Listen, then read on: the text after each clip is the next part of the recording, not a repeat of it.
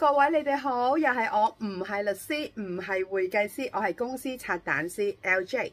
好啦，我哋今日嚟傾下偈。咁我哋今日傾偈嘅內容係咩啊？蘭蘭，平安紙，平安紙嚇。咁平安紙咧同遺囑咧係兩件事啦。咁呢個仔細個分別我唔打算喺度講咧，因為個個上網都可以搜到嘅。咁我想講下其他嘢。咁今次嘅嘢咧就係發生喺兩兄弟身上。咁嗰兩兄弟咧，事緣咧就有個老人家啦，咁個外公咁樣樣，咁個外公。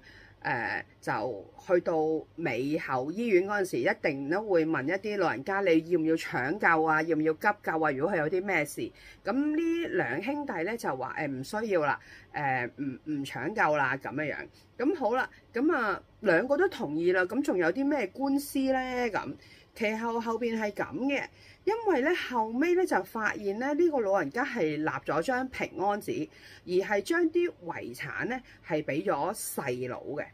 咁而細佬當時喺呢張立平安紙嘅時候係在場嘅。咁個哥哥咧就去告個細佬，佢就話啦：你喺個死者立平安紙嘅時候，你係在場，而你唔同我講，而你又引導我去叫醫院唔好進行急救，所以因此而告發佢嘅。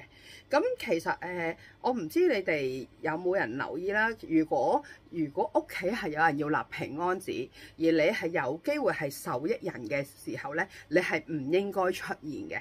係啦，咁亦都知道咧，平安紙係要有兩個見證人啦。咁你就唔應該，更加唔應該去做其中一個見證人嘅。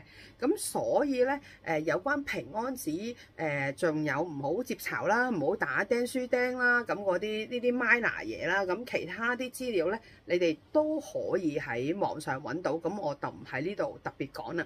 主要即係我都希望大家要留意，即係冇錢財嘅嘢就冇咁複雜，有錢財嘅嘢就大家要小心啲，搞清楚啲。